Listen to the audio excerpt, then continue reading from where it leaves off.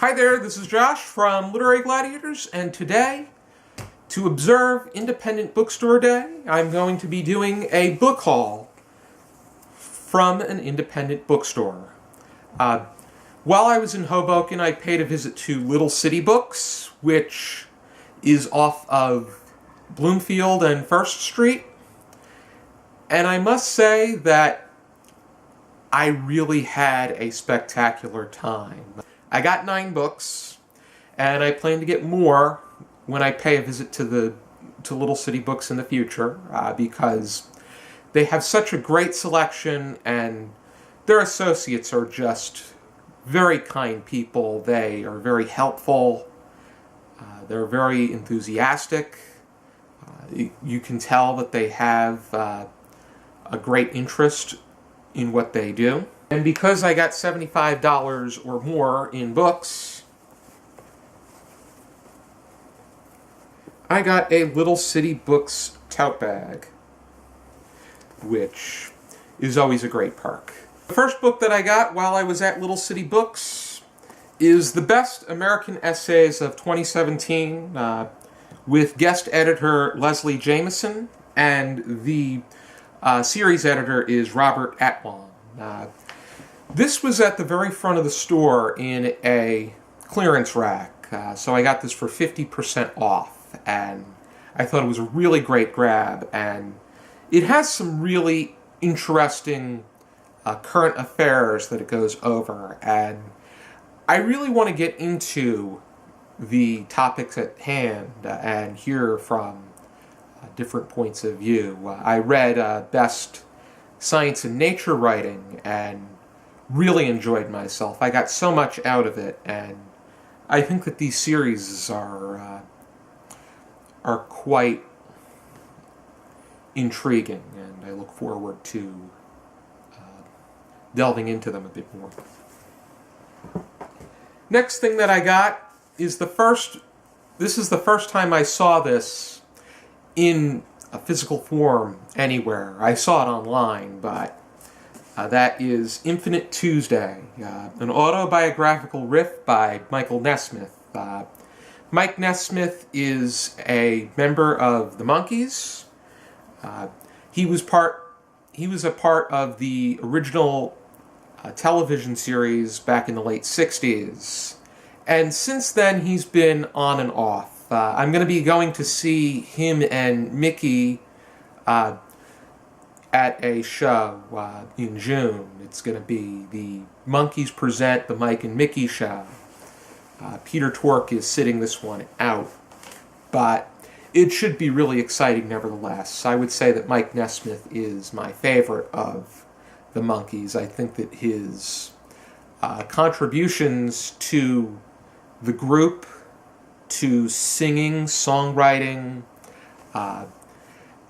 and even to the music video, and they even make mention of the fact that he was a pioneer and contributing member to virtual reality.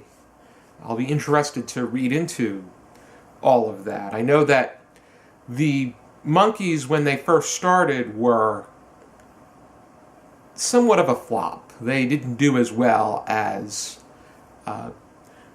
today's reception has given them credit for, but they saw their great resurgence with the rise of MTV, and the Monkees were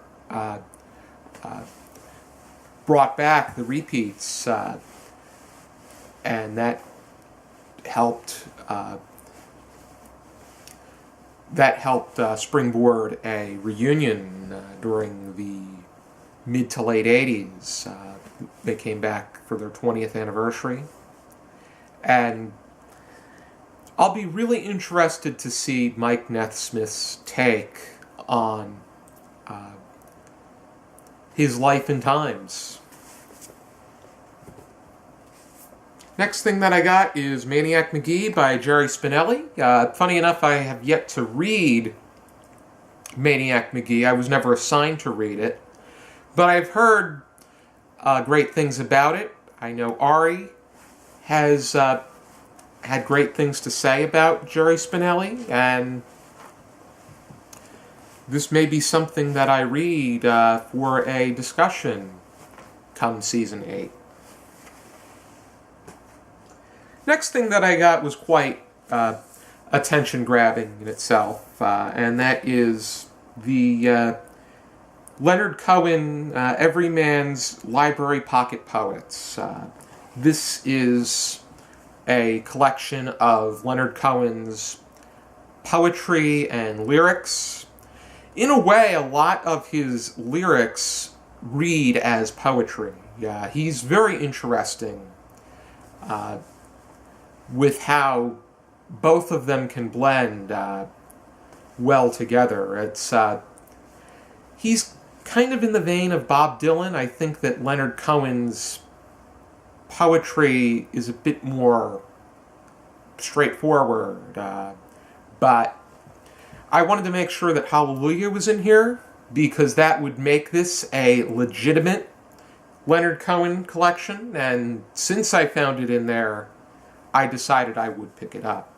That and Everybody Knows, which I hear that on the loudspeakers at work when they're playing music, which his songs are definitely for a refined taste. I know that Hallelujah has become such a phenomenon of a song. It's performed on just about every singing competition, and it's always perceived as being emotional.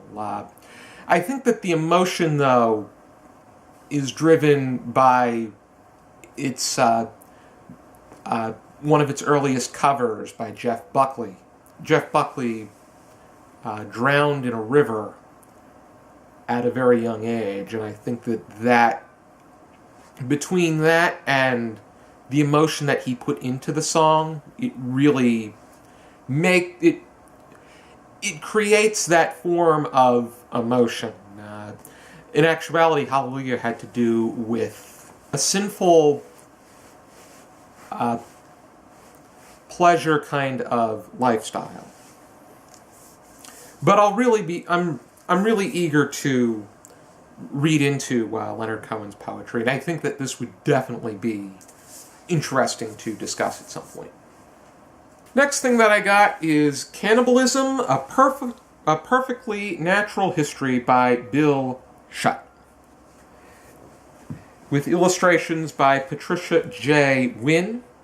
And this takes a non-fictional, realistic approach to cannibalism, which many of us have seen cannibalism in horror and apocalyptic or zombie movies, but this one talks about cannibalism really happening among fellow species and how cannibalism plays a role in survival.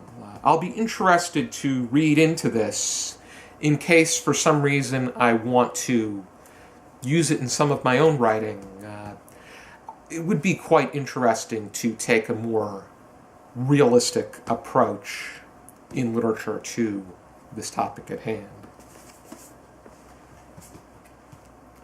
Next thing that I picked up was on Jesse's suggestion, and that is The Big Short: Inside the Doomsday Machine by Michael Lewis. And this has to do with the housing collapse and how there were a group of 4 people that knew about this before it happened. And Michael Lewis himself had a few of his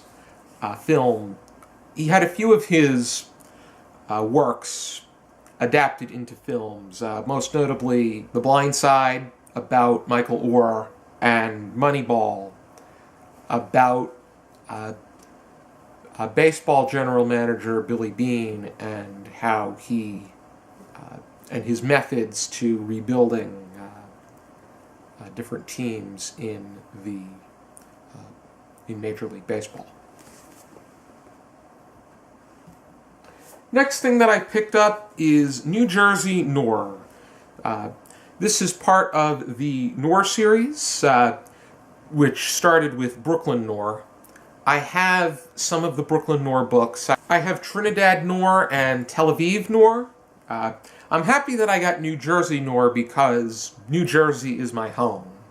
And I'm really interested to see how they approach, how different local writers approach local mysteries. And Joyce Carol Oates wrote the introduction, but there are contributors ranging from Paul Muldoon, who I met at the Festival of Books in Morristown. Robert Pinsky contributed something, Alicia Ostricker, and so many more people. And looking at the table of contents, the only thing that I don't necessarily agree with is that Jersey Shore is just denoted as Jersey Shore. If it's set in many places of the Jersey Shore, that'll be one thing, but I think it's quite special being from the Jersey Shore. It would be, I think when I see a familiar town, I think, quite something. Looking forward to reading. But I am still looking forward to reading this. Next thing that I got is Late Fame by Arthur Schnitzler, translated by Alexander Starritt. And this is about a poet who, through the years, faded away from his occupation of being a poet, but he picks up great acclaim later in his life, and it tells his story, which is quite interesting. I think that this caught my attention while I was there. I think that the New York Review books are attention-grabbing as they are. They seem to publish some hidden gems in literature, so I'm looking forward to checking this out. And the last book that I got is Butter, A Rich History by Elaine Khosrova. And this indulges my inner foodie. And this is just an overview of the history of butter, butter and its use in the world. They make mention to some recipes for butter and the cultural impact that it has had. This is just a random selection, but at the same time, I think that it's a very hearty selection as well. I think that I'll learn a lot more about butter. So, this is what I got while I was at Little City Books. I had a great time while I was there. I look forward to reading each of these, and I look forward to paying a visit again to the bookstore. I think that if you're looking for a bookstore to visit while you're in the Hoboken area, I highly suggest that you go check out Little City Books. Thank you for tuning into this video, and for now, and as always, I encourage you to keep reading.